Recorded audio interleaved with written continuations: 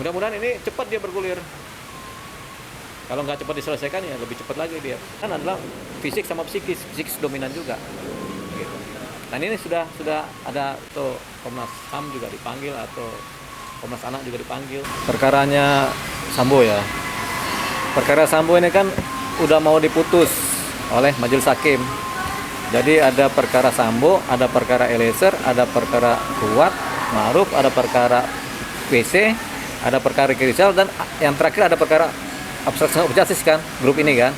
Nah, kita mau ngomongin putusannya si Sambo kemungkinan. Jadi bicara kemungkinan ya. Kalau menurut kemungkinan sebenarnya hukuman yang pantas buat Sambo, ini hukuman yang pantas bu ya, adalah hukuman mati.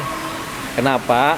Karena Sambo ini adalah pejabat negara yang khusus menangani masalah keamanan kriminal, tapi dia menjadi pelaku utama. Kemudian dia adalah pejabat negara dengan pangkat yang juga tinggi, bintang 2. Dan kemudian dia juga mengamankan polisi juga yang melanggar kriminal. Nah, Sambo ini kalau dalam ilmu hukum dia adalah dewanya keadilan sebenarnya, dewanya penanganan hukum. Tapi karena dia melakukan pidana, ini hukumannya diperberat sepertiga dari hukuman maksimal. Jadi kalau pembunuhan berencana kan rata-rata seumur hidup atau hukuman mati. Itu Sambo harus ditambah lagi sepertiga dari itu. Makanya kalau tuntutannya seumur hidup, Sambo seharusnya dihukum mati. Begitu itu yang pantas. Bicara kepantasan secara hukum. Itu Sambo. Jadi harapan saya, Sambo ya dihukum mati. Terserah nanti ada dasar ini lain dia berproses banding atau apa, ya biarkan aja. Tapi yang jelas yang pantas adalah itu tadi, yang sepantasnya ya.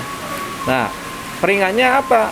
Peringannya tidak ada, karena dia sebenarnya harus mengetahui hukumnya. Dia udah lebih tahu hukumnya, karena bagi saya dia adalah dewa penegak hukum, karena di atasnya para penegak hukum dia itu.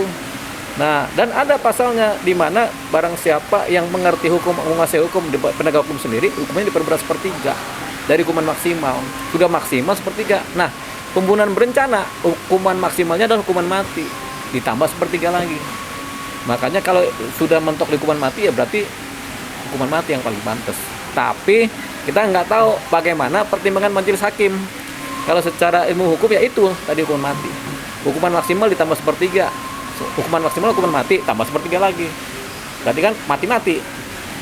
Nah, ini yang harusnya dilakukan terhadap Sambo oleh majelis menjelang putusannya. Adalah hukuman mati. Itu dia.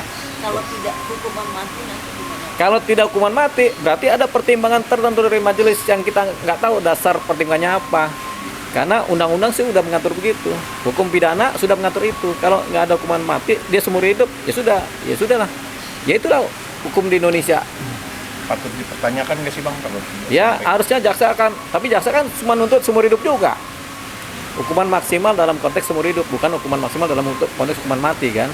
Nah ini dia. Jaksa nggak mungkin banding kalau hukumannya seumur hidup. Udah plong di situ.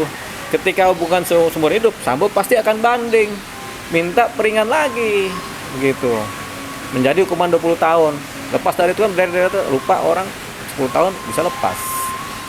Berarti bisa diperkirakan nanti putusannya adalah hukuman seumur hidup ya, bukan mati. Diperkirakan seumur hidup. Ya, Itu udah paling ringannya. Sesuai tuntutan seumur hidup diperkirakan. Tapi sepantasnya adalah hukuman mati. Kalau yang lain bang terkait Eliezer terutama itu kan paling jadi sorotan. Eliezer biar bagaimana dialah yang melakukan tindak pidana. Dia pelaku utama juga bersama Sambo. Dia menembak, Sambo menembak. Dua-duanya kan pelaku utama. Tapi Eliezer kenapa dia seharusnya ringan? Karena dia kemudian membuat terang ini persoalan dan dia mau menjadi justice kolaborator. Walaupun secara hukum pidana terhadap peristiwa-peristiwa tindak pidana pembunuhan nggak pernah dikenal tuh yang namanya justice kolaborator. Yang dikenal adalah orang mengakui perbuatannya jujur sehingga hukumannya diperingan. Tapi dan memang nggak diatur mengenai pembunuhan ini harus ada justice kolaborator karena pembunuhan berencana selalu ada pelaku dan pelaku ini harus ngaku. Semua pembunuhan berencana kan pelakunya mengakui dengan jujur akhirnya kan, termasuk Eliezer dia mengakui dengan jujur. Tapi kemudian timbullah yang namanya seolah-olah ada LPSK, ada justice kolaborator sehingga Eliezer mengakui kejujurannya. Kita belum tahu kalau keadaannya nggak ketahuan, mungkin Eliezer juga beda lagi pengakuannya kan. Tapi karena udah ketahuan keburu ketahuan, akhirnya dia ngaku kan. Eliezer pun ngaku di tengah, bukan di awal. Gitu. Jadi hukumannya 12 tahun dituntut. Sebenarnya ini tuntutan yang wajar karena harusnya dia juga dihukum seumur hidup, dituntut seumur hidup kan. Dengan dikurangin nggak 20 tahun dan 12 tahun tuntutan, jaksa sudah tepat menilai. Tinggal hakim yang bisa memperingan lagi. Hakim bisa membuat Eliezer cuma dituntut 5 tahun atau 4 tahun bisa. Dihukum 4 atau 5 tahun bisa. Ini tugas hakim. Hakim akan mempertimbangkan rasa keadilan masyarakat. Ini kan kita lihat masyarakat rasanya gundah gulana kalau Eliezer juga dihukum berat kan. Jadi hakim mempertimbangkan ini supaya Eliezer dihukumnya lebih ringan lagi. Itu harapannya. Tapi dari hukuman tuntutan seumur hidup itu lebih peluang dia 20 tahun lebih ini kok. Untuk siapa? Sambo? Sambo. Kalau Sambo tetap ada peluang itu kan, semua tergantung hakim kan. Cuman ini nanti kita pertanyakan nih, kenapa dihukum 20 tahun? Ketika hakim memutuskan Sambo 20 tahun, rame. Pasti masyarakat akan berontak. Berontak ini dalam arti berontak terhadap rasa keadilan yang dilanggar. Jadi akan timbul banyak sanggahan-sanggahan, banyak protes-protes, banyak kegaduhan nanti kan.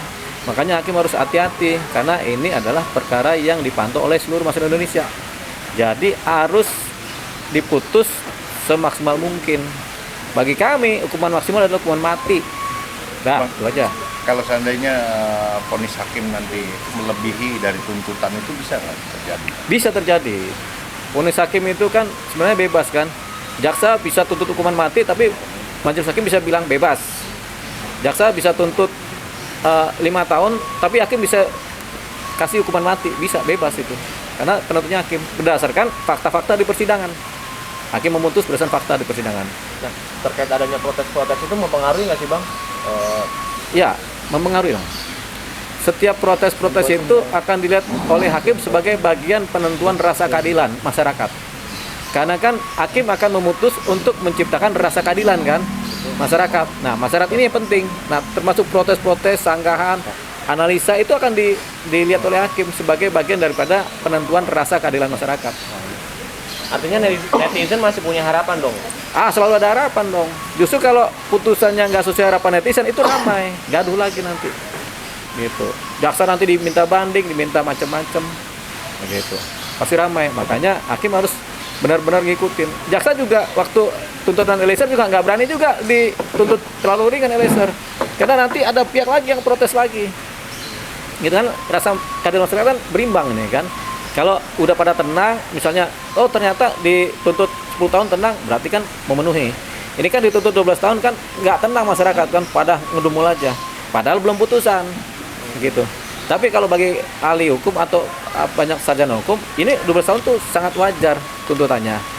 Tuntutan emang jaksa harus begitu, bertindak profesional. Jaksa nggak boleh ikut emosi.